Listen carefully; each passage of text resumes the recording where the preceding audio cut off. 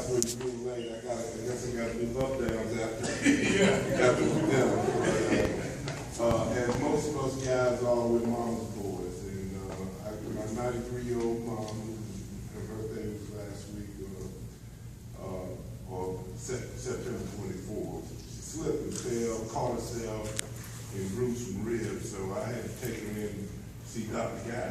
Was that right? This morning, just to make sure nothing was fractured. But I did that, and I called Buddy, told him I was getting out here as fast as I could.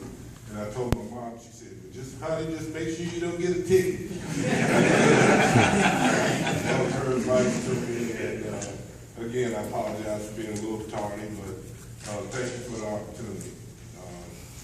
To the young men who are here that are being awarded today, I don't know if I'm bound by no, you can do that same rule. I'd like to congratulate you for what you're doing.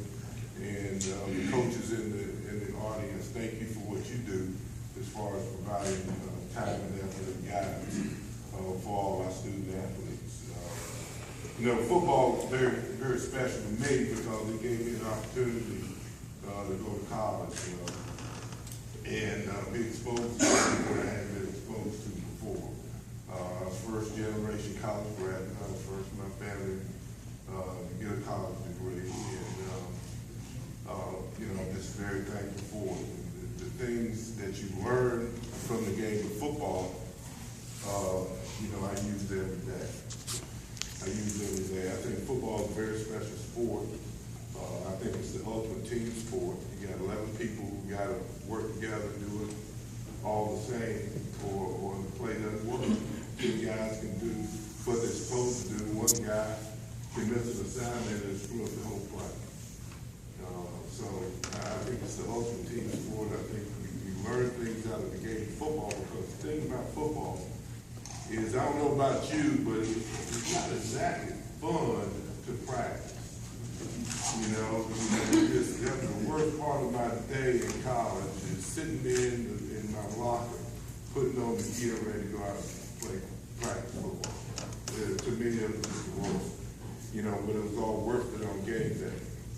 When you get out there and just competing. One of the things we're addicted to competing. I think that's one thing that keeps Steve Spurrier going. He's a competition addict. He loves to compete. And the exceptional people love to compete. To go out there and size up yourself relative to somebody else.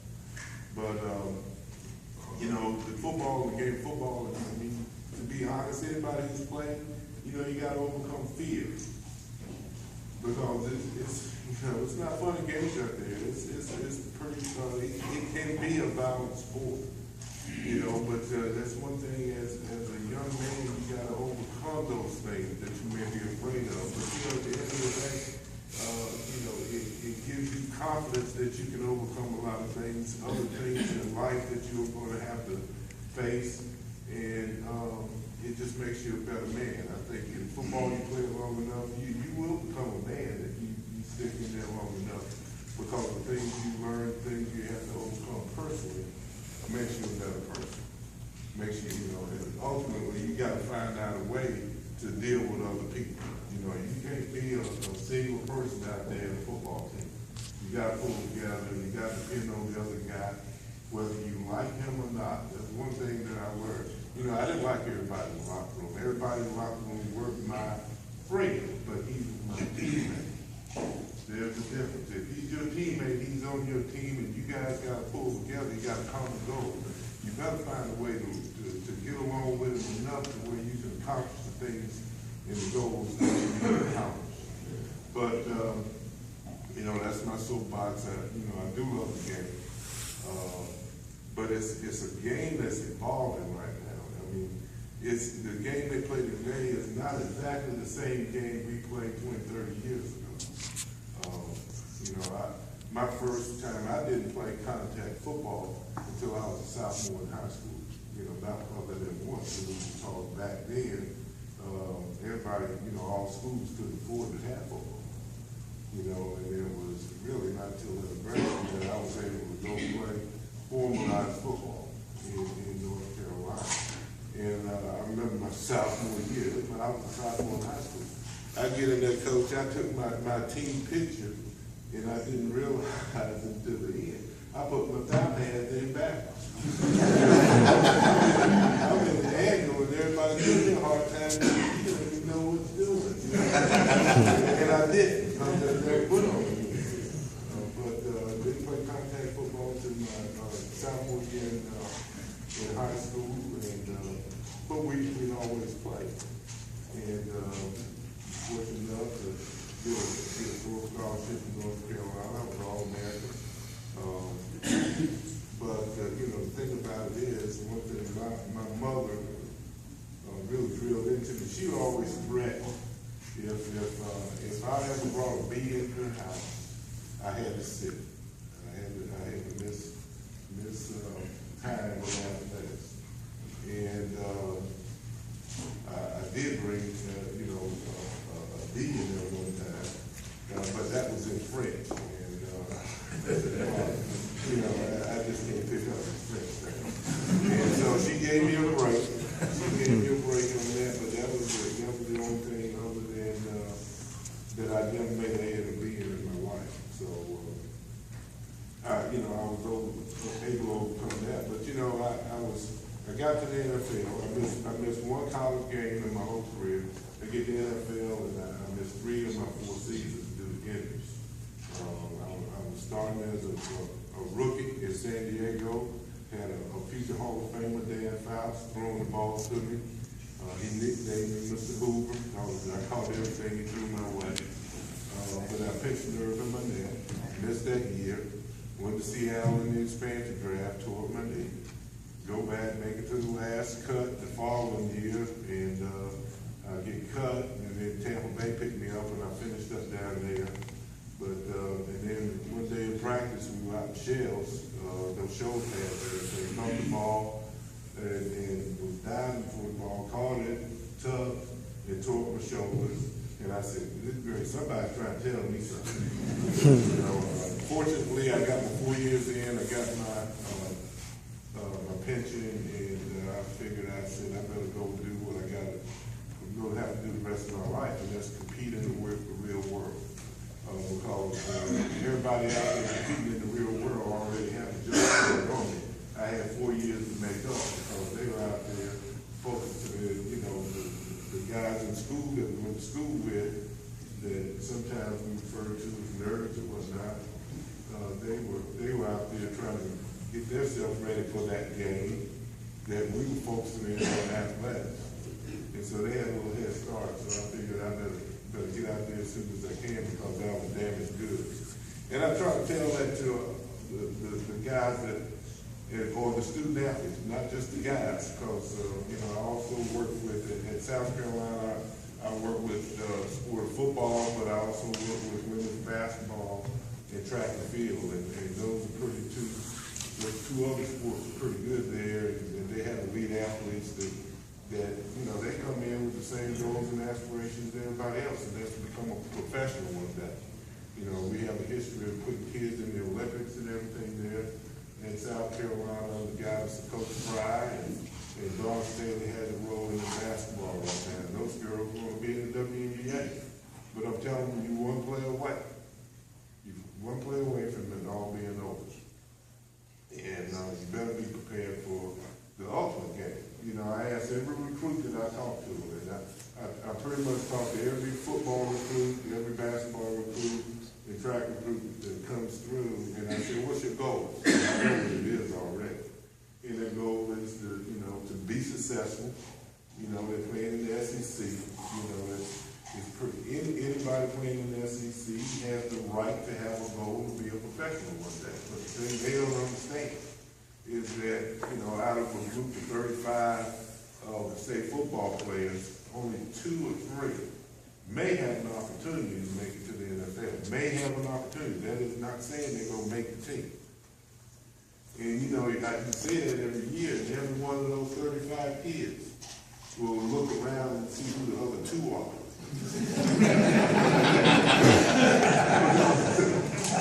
they all think they're going to make it. They all think they're going to make it. And so, but I'd rather be that way than for them to not think they're capable. But it's not where you are. You know, I tell them all the time, it's not the 4 or 5 stars all the time that makes a difference. It's the kid that has it in here. And the kid is willing to work hard and keep on advancing. You know, because if you're not advancing, if you're not getting better, you losing gravity. So you gotta always be advancing, getting better. And you know, all the McDonald's All-Americans and the 5 stars don't end up being All-Americans. All the All-Americans don't end up being first-round draft choices. All the first-round draft choices don't always make the team or end up in the Pro Bowl. And that tells you that, you know, everybody comes in different, everybody has a different level. It is just somebody's perception that they may be good. And being most talented all the time doesn't mean you're going to be the best performer. You know, just like in businesses, the smartest guy ain't always the president or the CEO. It's the one that can manage the whole concept of everything, deal with people, being able to adjust when pressure's on you. You know, everybody can't handle pressure. You know, adversity introduces us to ourselves is one of my favorite things, because when it hits the fan, you know, everybody can't handle it. You know, I judge people by how they handle adversity, and not when everything's rolling good, because when everything's rolling good, you see a different person than you see when things get stressful.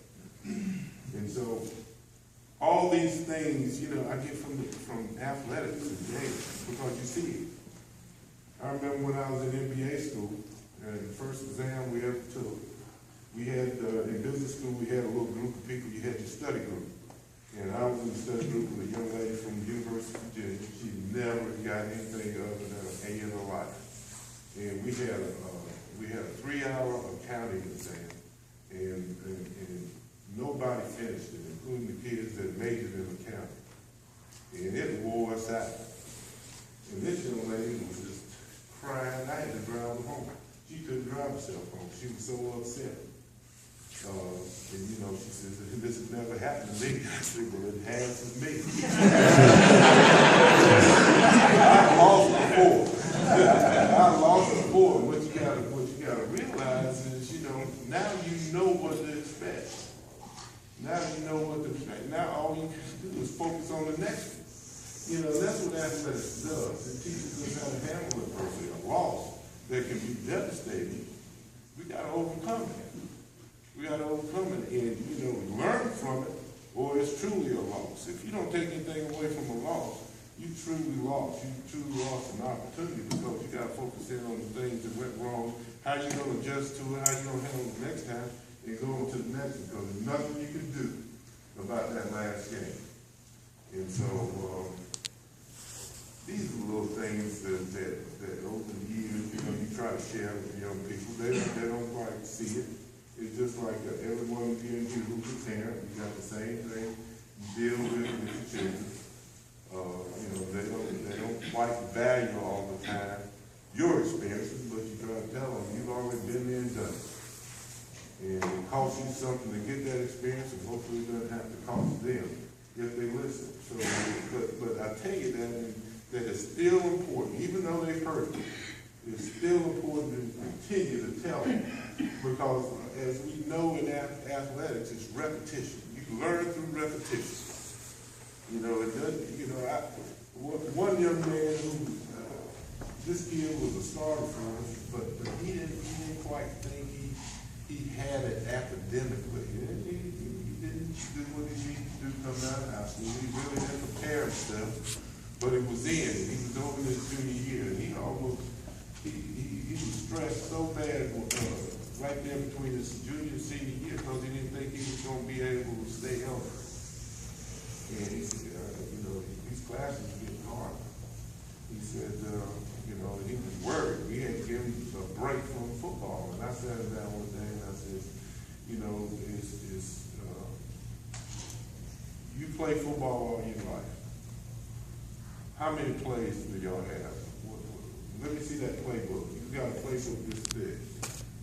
And you're capable of knowing all the different plays, all the different calls. I said, you were wired to be able to handle anything. it's just no different than somebody who can't get it the first time. I said, sometimes it just take more repetition stuff for somebody to learn something, a drill. He says, you can't do every drill the right way the first time, but just put in the repetitions. Do it over and over again. You'll get it. And once you get it, you'll be fine. And I saw the light bulb go off in his head because, I talked about some of the other guys, who weren't able to do it physically, but through repetition, and he figured out, he said, okay, well, I just got to work a little harder. I got to put in a little bit more time, and I can get it. Now, this young guy, he got his degree from South Carolina. He was the captain of the football team his senior year, and he's doing fine. But it's things like that makes it fun for me to get in my car every morning and drive to work. I've had jobs where I haven't enjoyed it. That's really, that's not a good thing. And I tell the young kids in particular, you need to really try to find something that you're passionate about and do it. Because if you're not going to be at your best. It makes life, the quality of your life is not going to be what it needs to be. I hope each and every one of you are doing what you really want to do or what you're passionate about. Because I've been in a situation where I get in the car in the morning and I'm thinking about Friday afternoon. And but I really enjoy what I'm doing in South Carolina. I came down here thinking that I'd be here 2-3 years, and I was going to get back and go to another school, be an AD someplace. But God has a different plan for us all the time. I think everything is planned. I believe in faith, and things just worked out for me that this is probably the best place for me right now. And I have no plans on going anywhere, and things are working out. I got plenty of friends. The rivalry between Clemson is alive and well. But I got friends that I'm working with. And, Perry Tuttle, when I first came down here, he said, "Oh no, he's going to the dark side. I can't ever deal with it." But I see him every year. We play golf together. And, my administrative assistant, when I was with the Carolina Panthers, she was a drum girl down in Clemson, and her husband was a walk-on player. So, you got friends and neighbors. That's what makes it a rivalry. You want to beat your brother as bad as anybody that you play. But and I'm gonna talk a little bit, then I ask a question. But football, you just think about it. Football, like I said earlier, is different than what it was 20 years ago. There are a lot of challenges and everything that are out there. When you hear NFL guys say, "I don't know if I would let my child play football," that's concerning. But the thing about it is, football is safer now than it was 20 years ago. The issue is we got kids that are much bigger and stronger than ever before. I was on a high school team. I think we only had one player over 200 pounds. We had guards that were 165, 170. Back when I played, and in North Carolina, we had an All-American guard, first team All-American consensus All-American guard, who was 235 pounds. Okay, you got tailbacks and fullbacks 235 pounds now. Kids much bigger and stronger, and you talk about the concussions and things out there, but the game is safer. It's the most popular game in the United States. I can't say the world, but without a doubt, of the top 10 watched programs ever in the history of television, 9 of the 10 are Super Bowls. Other than NFL, college football is the most watched program on TV. So football is still the most popular. Even with all the stuff that's going on, it's the most popular sport out there. But what is it going to look like in the next 10, 20 years? from that, you know, when you talk about the safety aspect of it.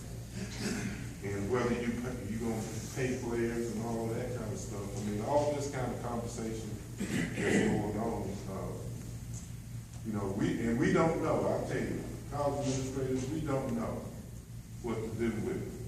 All we do know is that we are giving kids more, as far as not only just in scholarship, but we provide them with stipends, and we provide them with exposure and opportunity that also has a value. But on the other side of it, football is generating a whole lot of revenue for us, there's no question about it. In the business world, they call it the cash cow. But it's also the cash cow at every high school. Because what is the biggest draw? Football on Friday nights. You know, in every athletic program, whether it's high school, college, depends on football being strong because it generates so much back to the program. Now, Can you talk a little bit about the SEC?